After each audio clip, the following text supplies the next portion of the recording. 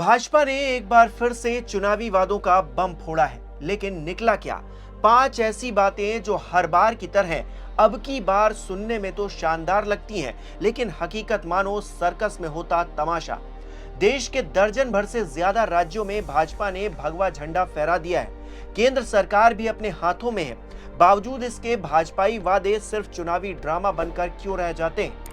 Bharatiya Janata party ने जब बंगाल के लिए अपना संकल्प पत्र सबके सामने रखा तो एक सवाल सबसे पहले उठ खड़ा हुआ, और वो ये कि क्या अमित शाह जो चुनावी वादे यहां कर रहे हैं उसे भाजपा शासित दूसरे राज्यों में भी फॉलो करते हैं? चलिए एक एक करके समझते हैं। सबसे पहले सबसे बड़े वादे की बात करते हैं, घुसपैठ पर जीरो टॉलरेंस नीति। मतलब ये कि बॉर्डर पर दीवार होगी और घुसपैठिए उससे बाहर। दिल्ली से लेकर बिहार तक घुसपैठियों का मुद्दा भाजपा ने खूब उठाया। उठाना भी चाहिए, क्योंकि ये मसला देश की सुरक्षा से जुड़ा हुआ है। लेकिन ग्राउंड जीरो पर जब लोग सवाल ये पूछ लें कि आज तक कितने बांग्लादेशी रोहिंग्याओं को आपने देश से बाहर खदेड़ा है, दिल्ली से लेकर बिहार या उन सभी राज्यों का, या जहां आपने चुनाव में घुसपैठ का मुद्दा उठाया, उसको लेकर क्या कोई आंकड़ा है आपके पास?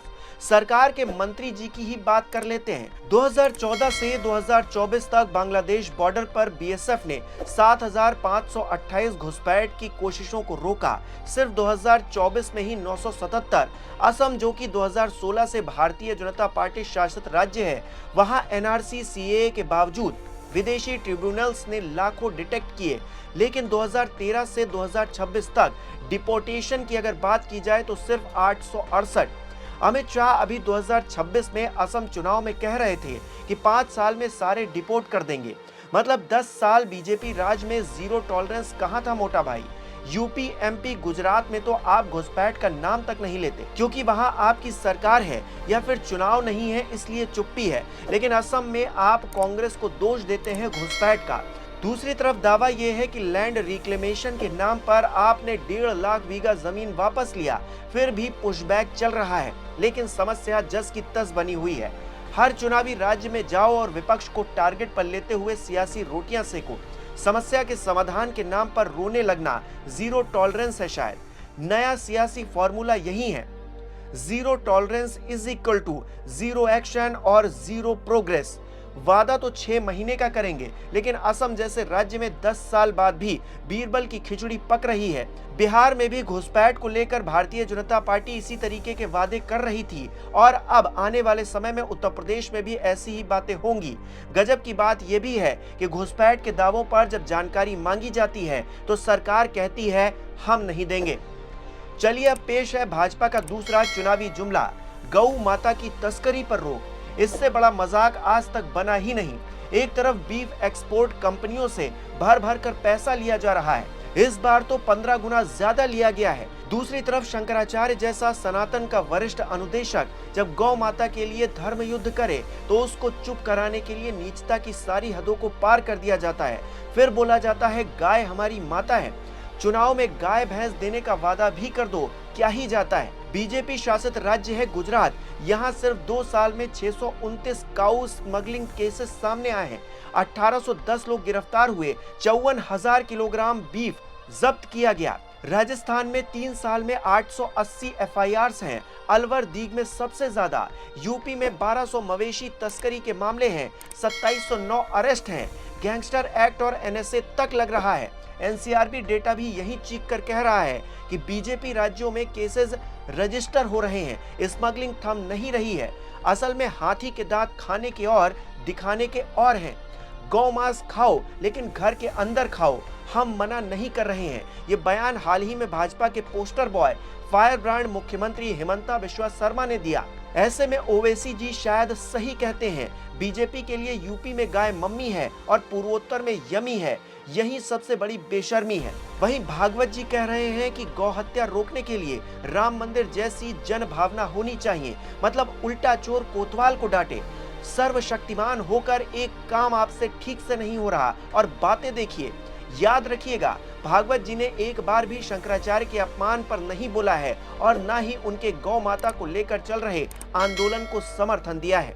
अब बढ़ते हैं भाजपा के तीसरे सपने की तरफ, बेरोजगार युवाओं को 3,000 की सहायता। मतलब भारतीय जनता पार्टी अब पॉकेट मनी प्लस आत्मनिर्भरता दोनों युवाओं को एक साथ देगी। पेरियोडिक लेबर फोर्स सर्वे 2025 का डेटा हमें बताता है कि यूथ एम्प्लॉयमेंट यानी कि 15 से 29 उम्र के बीच बेरोजगारी अभी भी 9.9% नेशनल लेवल पर है। एजुकेटेड यूथ में ये 11 से 13% है। ऐसे में 3,000 रुपए यूनिवर्सल अलाउंस क्यों नहीं है? सिर्फ बंगाल के युवा इसका लाभ लेंगे, बाकी राज्यों वाले मुंह ताकेंगे। यूपी में तो गजब खेल हुआ, बेरोजगारी भत्ते के नाम पर सरकार मुकर गई। श्रम मंत्री अनिल राजभर ने सदन में कह दिया, सरकार बेरोजगारी भत्ता नहीं देगी क्योंकि युवाओं को आत्मनिर्भर बनाना है। मतलब बंगाल के लोगों को आत्मनिर्भर भाजपा को नहीं बनते देखना है। वैसे भी 3,000 रुपए तो भाजपा किसी राज्य के युवाओं को नहीं बांट रही, लेकिन बंगाल के लिए जुमला जरूर फेंक दिया है क्योंकि वहां चुनाव जीतना आसान नहीं लग रहा। हकीकत यह है कि 3,000 रुपए अब बीजेपी शासित तमाम राज्यों में रह रहे युवाओं के सपने में भी आने लगेंगे। इंतजार बस वहां चुनाव की घोषणा होने भर का है, बाकी कुछ मांगेंगे तो 5 सालों तक डंडे ही मिलेंगे। खैर, अमित शाह जी का अगला चुटकुला भी देख लीजिए। महिलाओं को हर महीने 3,000 प्लस 33% आरक्षण भी। क्या ये महिला एम्पावरमेंट का पूरा पैकेज है, जहां पैसे दो, आरक्षण दो, लखपति दीदी बनाओ, गर्भवती महिलाओं को 21,000 रुपए दो, 6 पोषक किट भी दो, राज्य की बसों में मुफ्त यात्रा भी दो? भाजपा शासित कौन सा ऐसा राज्य है जहां इतनी सारी चीजें एक साथ सरकार दे रही है? एक भी नहीं। फिर बंगाल के लिए ऐसे वादे क्यों किए जा रहे हैं? क्योंकि ममता बनर्जी को टक्कर देनी है। भारतीय जनता पार्टी को अपना संकल्प पत्र तैयार करते वक्त एक काम और करना चाहिए। जिन जिन राज्यों में उसकी सरकारें हैं, वहां चुनावी राज्य वाले वादों को पहले ही लागू कर देना चाहिए। ये क्या बात हुई कि आप बंगाल की महिलाओं को झोली भर भर के देंगे और दूसरे राज्यों की महिलाएं उससे वंचित रहेंगी? ये तो संविधान के समान अधिकार वाली श्रेणी का भी खुला उल्लंघन है। असल में भाजपाई इसलिए ऐसा नहीं कर सकते क्योंकि उनकी कथनी और करनी में जमीन आसमान का फर्क है। यकीन ना हो रहा हो तो एक और चुनावी फुलझड़ी देखिए। 6 महीने में यूनिफॉर्म सिविल कोड लागू। भाजपा शासित उत्तराखंड देश का पहला राज्य बना जहां यूसीसी लागू हो गया है। मार्च 2025 में गुजरात विधानसभा में यूसीसी बिल पास हुआ, लेकिन अभी तक लागू नहीं हुआ। मोदी जी को 12 साल केंद्र में हो गए। यूपी जैसे राज्य में 10 साल पूरे होने को हैं, लेकिन सिर्फ एक छोटे से पहाड़ी राज्य में यूसीसी लागू कर पाए हैं। 6 महीने का टारगेट लेकर अगर चल ही रहे हैं तो अब तक तो दर्जनों राज्यों के भीतर इसे लागू हो जाना चाहिए था, पर ऐसा नहीं हुआ। इसीलिए बंगाल में किया गया ये वादा सिर्फ सियासी माइलेज लेने के लिए नजर आता है। भारतीय जनता पार्टी आज से नहीं, दशकों से यूसीसी की मांग कर रही है और कहने को सिर्फ एक राज्य है जहां इसे लागू किया जा सका है।